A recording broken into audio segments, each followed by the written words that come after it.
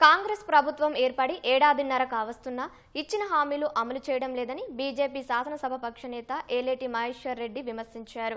మంత్రివర్గ సమావేశంలో మేనిఫెస్టోలో ఇచ్చిన హామీలకు నిధులు ఎలా సమకూరుస్తారో చర్చించాలని డిమాండ్ చేశారు.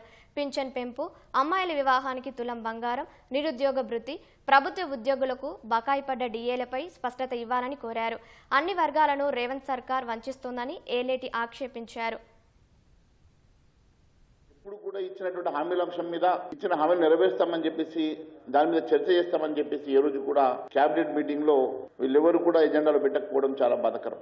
అన్ని వర్గాలకు ఇచ్చినటువంటి హామీ ఎగవేతల ప్రభుత్వంగా పేరు తెచ్చుకున్నటువంటి రేవంత్ రెడ్డి గారి ప్రభుత్వం ఇచ్చిన హామీలన్నింటినీ కూడా దానికి కావాల్సినటువంటి నిధులు ఏ రకంగా సమకూరుస్తారో ప్రజానీకానికి తెలియజేయాల్సిన అవసరం ఉన్నదని చెప్పి తెలియజేస్తా ఉన్నాను. ఆడబిడ్డల వివాహానికి మీరు ఇస్తామని చెప్పినటువంటి తులం బంగారం కానీ, విద్యార్థులకు మీరు ఇస్తామన్నటువంటి స్కూటీ కానీ, అంబేద్కర్ అభయాస్తం కానివ్వండి, ఆటో డ్రైవర్లకు ఇస్తామన్నటువంటి 12,000 రూపాయలు కానివ్వండి, చేయూత స్కీమ్ కింద పెన్షన్లకు పెంపు కానివ్వండి, ప్రభుత్వ ఉద్యోగులకు పెండింగ్ లో ఉన్నటువంటి డిఏల చెల్లింపు కానివ్వండి, కేబినెట్ లో చర్చకు పెట్టి ఎజెండాగా పెట్టుకోవాల్సిందిగా గౌరవ ముఖ్యమంత్రి గారు నేను కోరుతా ఉన్నాను.